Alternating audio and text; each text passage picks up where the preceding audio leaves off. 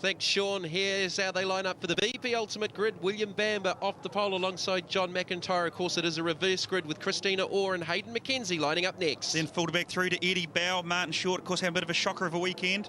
Paul Manuel and John Penny, a couple of boys that we know will turn it on. Oh, this is going to be exciting. Nick Ross and Andrew Anderson. They're pretty much in the middle of the grid from 9th and 10th. Angus Fogg. It was 11th in grid 1 for race 1, and Simon Richards alongside him. Watch for Foggy. We go back to Matthew Lockwood and Scott McLaughlin, of course, Andy Booth, and then Andy Knight. Then completing the lineup back to Wade Henshaw and Craig Baird, some of the faster drivers for the weekend, and Tim Edgell and Kane Scott from the back, with David Hopper starting out of grid 21. As they head down to the race start, NZV8's race 3 over 22 laps here at the CRC 200. What are we going to have at the end of this one? John McIntyre off the outside of the front row. They are racing. Right down the inside, Nick Ross is already on the grass. One of the cars looking for a bit of a dive around the outside. McLaughlin's out there. Now what's going to happen here? This is where it's going to come unstuck. On board with McLaughlin, he's on the outside, down through one. They were 6 wide off that race start.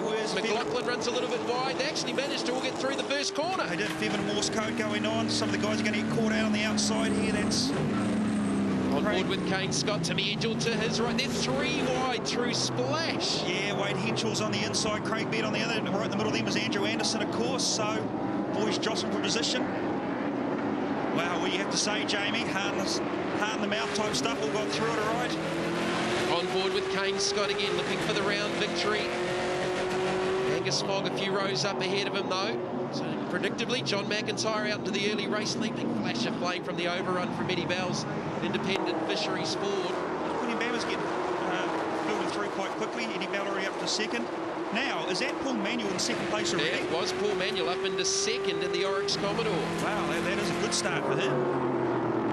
It's Christina Orr, John Penny side by side down through Dunlop. Andy Knight. Yeah, right. Andy Knight was probably to slip straight down the inside there if he got the opportunity. Yes, further back it looks like Timmy Edgell's starting to make inroads into up through the field. There was the championship leader, Angus Fogg, going down the inside.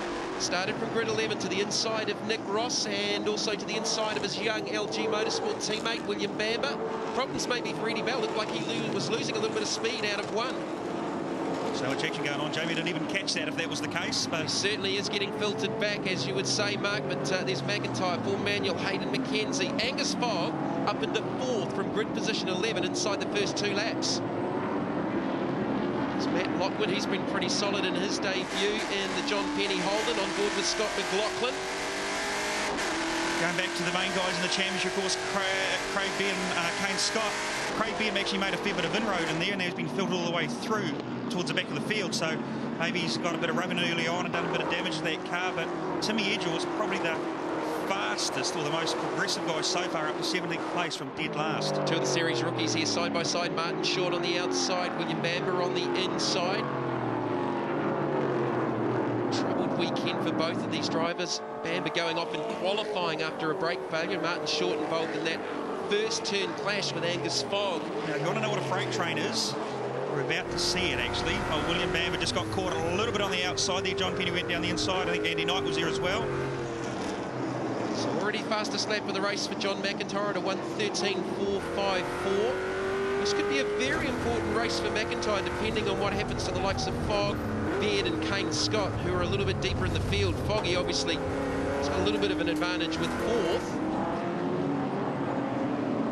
Still just trying to get around Hayden McKenzie. Andy Booth working his way through to the inside of Bamber. It's going to take Scott McLaughlin through with him. A little bit of contact off the exit.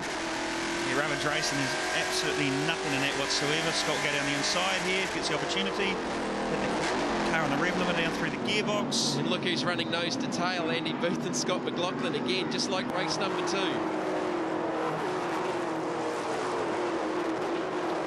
There's Eddie Bell in the pits, so we did see him falling back through the field.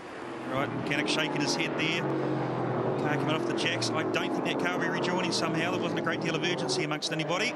Well, he was certainly one of the stars in last year's championship, but nothing seems to have gone to plan for Eddie Bell in 2011. Round 5 of the Motorsport New Zealand Premier Race Championship Series and the NZV8's as Fogg goes down the inside of McKenzie for 3rd.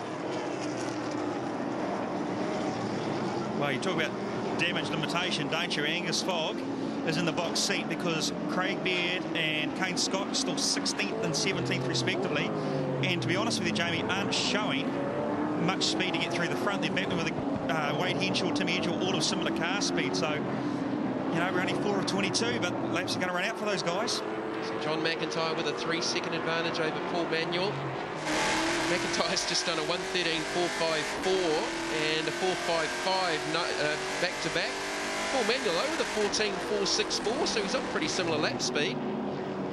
Angus Fogg, last lap time 1:14.1, but of course he was in traffic. Now he's been released from Aidan McKenzie. I think we'll find that his lap times will drop straight down to the 13 bracket.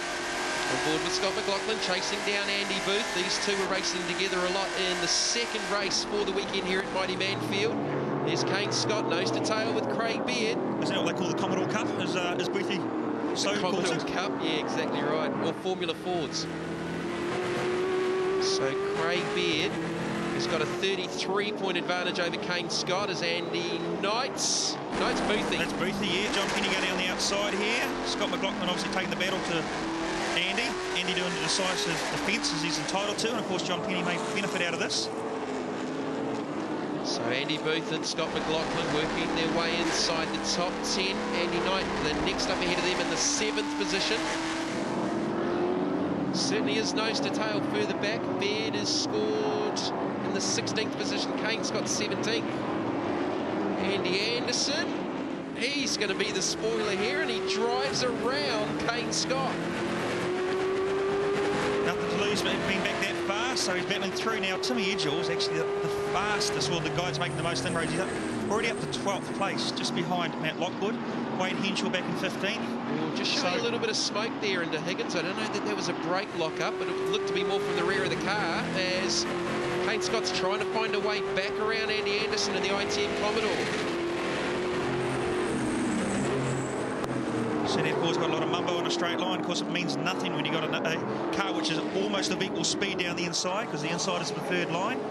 Now here we go. The boy's just going to do the freight train past the Bamber car. Kane Scott to the inside of Anderson, under brakes into one, and possibly Willie Bamber. 3 abreast. Andrew Anderson's going to try to live there, but he won't be able to do that for much longer. Kane will pick off Anderson and William Bamber off the exit, so a couple of spots gained there for Kane Scott. Now, interesting battle in front of Kane Scott is Craig Beard and Wade Henshaw. The reason I bring that to your attention, I don't think there's any love lost from Ruapuna at the reverse grid race when those two guys got together, so that could be an interesting battle to keep an eye out for. There's Johnny Mack now. Paul Manuel didn't get a very good run out of the hairpin that time. Angus Fogg's closed right up in behind. There's Hayden McKenzie in 4th. Yes, correct. Looking at the time monitor now, Angus Fogg has been released. Last lap time for him was a 13.62. Johnny McIntyre was the only other car in a 13 bracket at a 13.68. So Angus definitely got the car speed. What can he do about Johnny Mack? Timmy Edgell with an inside run on Lockwood, looking to go to the 11th position on board with Scott McLaughlin. He's in 9th, chasing down Andy Booth. Booth in the Rock FM Holden Commodore. Got a good run on him here. A very good run, in fact. Just up ahead of them is Martin Short and Nick Ross and Andy Knight. He's not that far ahead on board with Short, looking back to Nick Ross in the Total Oils 007 Holden.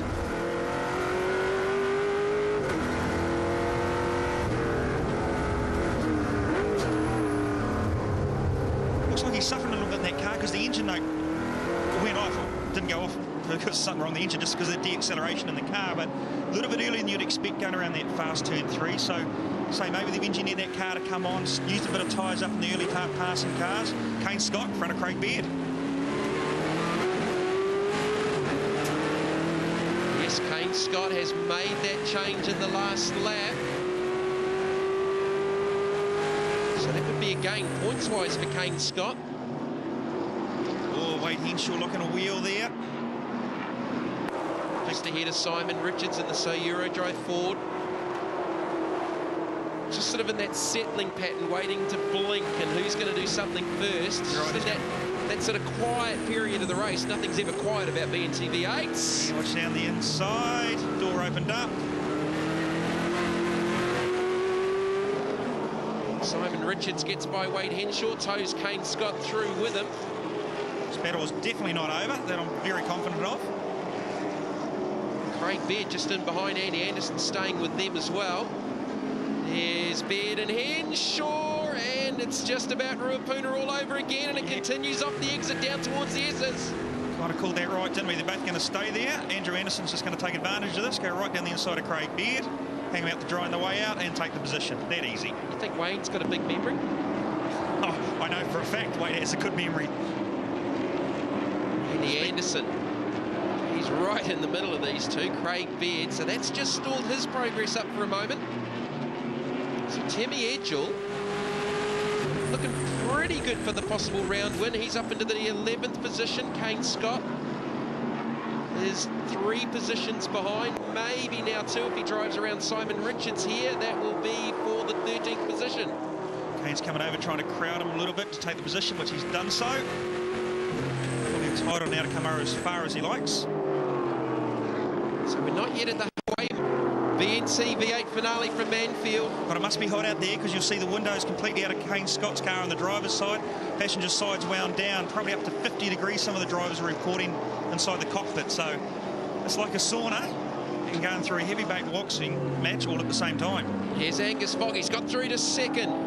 Paul Manuel shuffled back to third. So Foggy up into the second position, and he's 5.8 seconds down on John McIntyre. So it'd be nice if they could put in a safety car. Oh, here we go. This is Scott McLaughlin off. Out of the 9th position, he shut it down. Yeah, it did sound a little bit sick when we heard the inboard stuff, so either way, it's not going any further than where it is placed right now. The Super Cheap Auto Holden out of the final race here at Manfeild. There's the race leader, John McIntyre. We're used to seeing Johnny out in front, not at this early stages of a reverse grid race. No, he's doing it easy as well, isn't he? He's got full control of this race, matching Angus Fogg's time lap for lap when he needs to, so can't help but think he's in the box seat. There you go for how hot it is. If you look on the very top of Johnny McIntyre's helmet, you'll see there's our hose connected. That's connected up to an air condition unit. Pumps cold air through the helmet, which ultimately cools the head, so you say. How many got a cool head. How many of the drivers are using the cool suits? I would probably think a handful. Cool suit slightly different what we've got, of course. Cool suit, believe it or not, it's a shirt under the racing overalls that has a whole lot of water veins in it, and it just circulates water through them. They only last probably 10 or 12 laps, at which point they almost become a very hot water bottle. There's Timmy Edgell. Has he got a problem out there?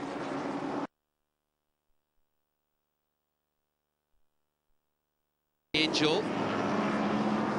Has he got a problem out there? Right, yeah, a bit of smoke from right front for Tim Edgell. It just looked to be sitting a little bit low on the racetrack. He's moving around a little bit, but he's still circulating. So yeah, but Kane Scott's right in behind him and gaining quickly because there were 3 cars between himself and Scott. So has Tim Edgell got some problems out there in the Chester's Ford? He wouldn't be slowing for the sake of it, that we do know. So yes, there is some kind of issue with it. What it is, and here's this battle here between Craig Beard and Wayne Henshaw. This will just continue all the way through, and all it's doing is allowing Craig's competitors in the championship to get further away from him. So there is Tim Edgell. Just looking at the lap times, did he lose some time in the last lap? Oh, there you go. You hit the nail on the head, Johnny. Flat tyre, left front tyre down. Left front tyre down. So I just thought the front of the car was sitting down awkwardly. He hasn't pitted. No, because what it is actually come off the bead. So it's not completely flat. He's obviously rubbed up against somewhere, but what's going to happen in the next 2 or 3 laps, he's going to come into one of these corners too fast. It's going to pop off, and then it won't be very nice. So keep an eye on Tim Edgell. Kane Scott just in behind him. This is the round battle for Manfeild.